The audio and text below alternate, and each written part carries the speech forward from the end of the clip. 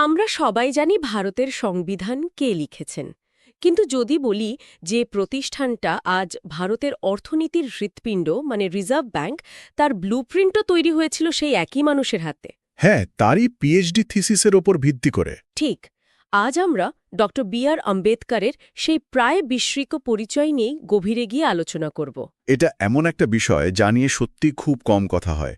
মানে ডক্টর আম্বেদকরের রাজনৈতিক আর সামাজিক অবদান এতটাই বিশাল বিশাল, হ্যাঁ। যে তার এই অসাধারণ অর্থনৈতিক দূরদর্শিতা প্রায় সেই পরিচয়ের ছায়ায় ঢাকা পড়ে যায়। অথচ আজকের ভারতের অর্থনৈতিক কাঠামোর অন্যতম একটা প্রধান স্তম্ভ কিন্তু তারই দেখানো পথে তৈরি। একদম। আর সেই স্তম্ভটি হল রিজার্ভ ব্যাংক অফ ইন্ডিয়া বা আরবিআই। আমাদের হাতে ড রাহুল খরাতের লেখা থেকে পাওয়া বেশ কিছু তথ্য আছে। হ্যাঁ, ওটার উপর ভিত্তি করেই আমরা এগোব। তো আমাদের আজকের আলোচনার লক্ষ্য হল এটা বোঝা যে ড আম্বেদকরের অর্থনৈতিক চিন্তাভাবনা ঠিক কতটা বিপ্লবী ছিল, আর কিভাবে তার গবেষণা ভারতের মতো একটা দেশের কেন্দ্রীয় ব্যাংকিং ব্যবস্থার ভিত্তি গড়ে তুলেছিল। চলুন শুরু করা যাক, কারণ এই গল্পটা শুধু একজন মানুষের কৃতিত্বের নয়, এটা ভারতের অর্থনৈতিক সার্বভৌমত্ব অর্জনেরও গল্প। তাহলে একেবারে গোড়া থেকে শুরু করি। আজ আমরা আরবিআইকে দেশের অর্থনীতির নিয়ন্ত্রক হিসেবে দেখি, কিন্তু আরবিআই প্রতিষ্ঠার আগে, ধরুন ১৯৩০-এর দশকের শুরুতে ভারতের আর্থিক ব্যবস্থাটা ঠিক কেমন ছিল? আমাদের সূত্র বলছে পুরো ব্যবস্থাটাই ছিল ব্রিটিশ নিয়ন্ত্রিত ইম্পেরিয়াল ব্যাংক অফ ইন্ডিয়ার অধীনে। শুনতে তো বেশ সংগঠিতই লাগছে। তাহলে আসল সমস্যাটা কোথায় ছিল? দেখুন, নামটা ইম্পেরিয়াল ব্যাংক অফ ইন্ডিয়া হলেও এর মূল চরিত্রটা ছিল বাণিজ্যিক। আচ্ছা। এটা একই সাথে একটা কমার্শিয়াল ব্যাংক, আবার সরকারের ব্যাংকারের ভূমিকাও পালন করত। এখানেই ছিল একটা স্বার্থের সংঘাত। ও আচ্ছা। আর সবচেয়ে বড় সমস্যা ছিল ভারতের কোনো সত্যিকারের কেন্দ্রীয় ব্যাংক ছিল না। একটা দেশের সেন্ট্রাল ব্যাংক না থাকাটা অনেকটা ট্রাফিক সিগন্যাল ছাড়া একটা বড় শহরের ব্যস্ত মোড় সামলানোর মতো। দারুণ উপমা। বিশৃঙ্খলা তো হবেই। তার মানে কোনো নিয়মকানুন বা নজরদারির ব্যবস্থা ছিল না? প্রায় সেরকমই। ব্যাংকিং ব্যবস্থা ছিল খুব অনিয়ন্ত্রিত। যে কেউ ব্যাংক খুলতে পারত, মানুষের টাকা নিয়ে নয়ছয় হওয়ার ঝুঁকি ছিল মারাত্মক। কিন্তু তার থেকেও বড় সমস্যা ছিল মুদ্রানীতি বা মনিটারি পলিসির অভাব। এই মুদ্রানীতি বা মনিটারি পলিসি বলতে ঠিক কি বোঝায়? সাধারণ শ্রোতাদের জন্য যদি একটু সহজ করে বলেন। অবশ্যই। সহজ কথায়, বাজারে টাকার যোগান কতটা থাকবে, সুদের হার কী হবে, জিনিসপত্রের দাম বা মুদ্রাস্ফীতি কিভাবে নিয়ন্ত্রণে রাখা হবে, এই সব কিছু নিয়ন্ত্রণের যে নীতি পলিসি, হ্যাঁ, সেটাই হলো মুদ্রানীতি। একটা সুস্থ অর্থনীতির জন্য এটা অপরিহার্য। কিন্তু ব্রিটিশ ভারতে এই নীতিগুলো তৈরি হতো লন্ডনে। ও। ব্রিটিশদের বাণিজ্যিক আর রাজনৈতিক স্বার্থ মাথায় রেখে ভারতীয় অর্থনীতি বা সাধারণ মানুষের প্রয়োজন সেখানে ছিল একেবারেই গৌণ। মানে পুরো ব্যবস্থাটাই ছিল ভারতের সম্পদ ব্রিটেনের স্বার্থে ব্যবহার করার জন্য একটা ঔপনিবেশিক কাঠামো। একদম। অর্থাৎ দেশের টাকা পয়সার নিয়ন্ত্রণ ছিল ঔপনিবেশিক শক্তির হাতে। এই শূন্যস্থান পূরণ করার জন্যই একটা কেন্দ্রীয় ব্যাংকের প্রয়োজন ছিল, আর এখানেই অর্থনীতিবিদ হিসেবে ড আম্বেদকরের প্রবেশ। ঠিক। আমরা অনেকেই তাকে একজন আইনজ্ঞ বা সমাজ সংস্কারক হিসেবে চিনি, কিন্তু তার শিক্ষাগত পরিচয়টা তো একজন প্রথম সারির অর্থনীতিবিদের। একেবারেই। তিনি আমেরিকার কলম্বিয়া বিশ্ববিদ্যালয় থেকে অর্থনীতিতে পিএইচডি করেন এবং পরে বিশ্বখ্যাত লন্ডন স্কুল অফ ইকোনমিক্স থেকে ডিএসসি। বাহ। আর তার পড়াশোনা শুধু ডিগ্রি অর্জনের জন্য ছিল না, তিনি ভারতের মৌলিক অর্থনৈতিক সমস্যাগুলো নিয়ে গভীরভাবে গবেষণা করেছিলেন। আর সেই গবেষণারই ফল হল তার সেই বিখ্যাত বইটা ১৯২৩ সালে প্রকাশিত the problem of the rupee, it's origin and it's solution. এই বইটাকেই তো ভারতের কেন্দ্রীয় ব্যাংকিং ব্যবস্থার ব্লুপ্রিন্ট বলা হয়, তাই না? হ্যাঁ, বলা যেতেই পারে। ধারণাগত ভিত্তি তো বটেই। সাধারণত এই ধরনের একাডেমিক বইতে সমস্যাগুলোই বেশি বিশ্লেষণ করা হয়। আম্বেদকরের বইটির সবচেয়ে ব্যতিক্রমী দিক কী ছিল? তিনি কি শুধু সমালোচনাতেই থেমে গিয়েছিলেন? আপনি একেবারে মূল কথাটা ধরেছেন। এটাই ছিল তার গবেষণার সবচেয়ে শক্তিশালী দিক।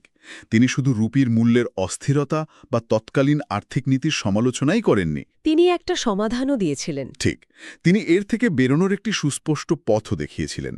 তার বইতে তিনি পুঙ্খানুপুঙ্খভাবে বিশ্লেষণ করেন কেন ভারতীয় রুপির মান স্থিতিশীল থাকছে না এবং এর সমাধানের জন্য ভারতের আর্থিক কাঠামোতে আমূল সংস্কারের প্রস্তাব দেন। তাহলে আম্বেদকরের হাতে একটা শক্তিশালী সমাধানের রূপরেখা ছিল, কিন্তু সেই সময় ব্রিটিশ সরকারের কাছে এই ধারণাটা পৌঁছে দেওয়াটাই তো ছিল সবচেয়ে বড় চ্যালেঞ্জ। অবশ্যই। সেখানেই কি হিল্টন ইয়াং কমিশনের ভূমিকাটা আসে? ঠিক তাই। ১৯২৬ সালে British Sarkar royal commission on Indian currency and finance নামে একটা কমিশন গঠন করে। যেটা হিল্টন ইয়াং কমিশন নামেই বেশি পরিচিত। হ্যাঁ, এর চেয়ারম্যানের নামে। এই কমিশনের মূল কাজ ছিল ভারতের মুদ্রা ও আর্থিক ব্যবস্থা পর্যবেক্ষণ করে সংস্কারের সুপারিশ করা। আর এখানেই ডক্টর আম্বেদকর তার তত্ত্বকে বাস্তবে রূপ দেওয়ার একটা সুযোগ পান। তিনি কি এই কমিশনের সদস্য ছিলেন? না, তিনি সদস্য ছিলেন না, কিন্তু তাকে কমিশনের সামনে তার মতামত আর গবেষণা পেশ করার জন্য আমন্ত্রণ জানানো হয়েছিল। আর সেখানেই তিনি এক ঐতিহাসিক ভূমিকা পালন করেন। বিষয়টা ভাবলেই গায়ে কাটা দেয়। একজন ভারতীয় চিন্তাবিদ ব্রিটিশ সাম্রাজ্যের সেরা অর্থনীতি বিশেষজ্ঞদের সামনে দাঁড়িয়ে তাদেরই তৈরি করা ব্যবস্থার ত্রুটি ধরিয়ে দিচ্ছেন। এবং শুধু তাই নয়, সমাধানের পথও দেখাচ্ছেন। তার যুক্তিগুলো ব্রিটিশদের থেকে ঠিক কিভাবে আলাদা ছিল? আকাশ পাতাল তফাৎ ছিল। দেখুন, বেশিরভাগ ব্রিটিশ অর্থনীতিবিদ চাইতেন ভারতীয় মুদ্রা ব্যবস্থা স্টার্লিং বা ব্রিটিশ পাউন্ডের সাথে যুক্ত থাকুক। একে বলা হতো স্টার্লিং এক্সচেঞ্জ স্ট্যান্ডার্ড। ঠিক, কিন্তু এর পেছনে আসল উদ্দেশ্য ছিল ব্রিটিশ বাণিজ্য আর বিনিয়োগের স্বার্থ রক্ষা করা। সাধারণ শ্রোতাদের জন্য যদি আরেকটু ভেঙে বলেন, স্টার্লিংয়ের সাথে যুক্ত থাকার সমস্যাটা ঠিক কী ছিল? অবশ্যই। ভাবুন, ভারতীয় অর্থনীতি একটা ছোট নৌকা, আর ব্রিটিশ অর্থনীতি একটা বিশাল জাহাজ। স্টার্লিংয়ের সাথে যুক্ত থাকার মানে হল আমাদের নৌকাটাকে ওই বিশাল জাহাজের সাথে বেঁধে রাখা। আচ্ছা। এখন জাহাজ যদি ঝড়ের কবলে পড়ে বা নিজের ইচ্ছামতো দিক পরিবর্তন করে, আমাদের ছোট নৌকাটারও সেই একই পরিণতি হবে। আমাদের নিজেদের কোনো নিয়ন্ত্রণ থাকবে না। আম্বেদকর এর তীব্র বিরোধিতা করেন। তিনি চাইলেন আমাদের নৌকাটা কোনো জাহাজের সাথে বাধা থাকবে না, বরং সোনার মতো একটা নিরপেক্ষ আর স্থিতিশীল নোঙরের উপর নির্ভর করবে। Gold standard. হ্যাঁ, গোল্ড স্ট্যান্ডার্ড। এর মূল উদ্দেশ্য ছিল ভারতীয় মুদ্রার মানকে ব্রিটিশদের রাজনৈতিক বা অর্থনৈতিক স্বার্থের ঊর্ধ্বে রাখা। এটাই ছিল অর্থনৈতিক স্বাধীনতার দিকে প্রথম এবং সবচেয়ে গুরুত্বপূর্ণ ধাপ। অসাধারণ ব্যাখ্যা। তার মানে তিনি শুধু একটা প্রতিষ্ঠান তৈরির কথা বলেননি, তিনি আসলে ভারতের অর্থনৈতিক সার্বভৌমত্বের দাবি তুলেছিলেন। তাহলে তার মূল সুপারিশগুলো ঠিক কি কি ছিল, যদি আমরা সংক্ষেপে দেখি? আমাদের সূত্র অনুযায়ী তার কয়েকটি মূল সুপারিশ ছিল অত্যন্ত স্পষ্ট এবং বিপ্লবী। প্রথমত, ভারতের মুদ্রানীতি নিয়ন্ত্রণের জন্য একটি সম্পূর্ণ পৃথক এবং স্বাধীন প্রতিষ্ঠান স্থাপন করতে হবে, যার উপর সরকারের কোনো প্রত্যক্ষ নিয়ন্ত্রণ থাকবে না। একদম। দ্বিতীয়ত, মুদ্রাস্ফীতি রোধ এবং দেশের অর্থনৈতিক প্রবৃদ্ধি বজায় রাখার জন্য একটি স্থিতিশীল ও নিয়মভিত্তিক মুদ্রানীতি বাস্তবায়ন করতে হবে। অর্থাৎ এমন একটি নীতি যা রাজনৈতিক চাপের ঊর্ধ্বে থেকে দেশের দীর্ঘমেয়াদী মঙ্গলের কথা ভাববে। ঠিক ধরেছেন।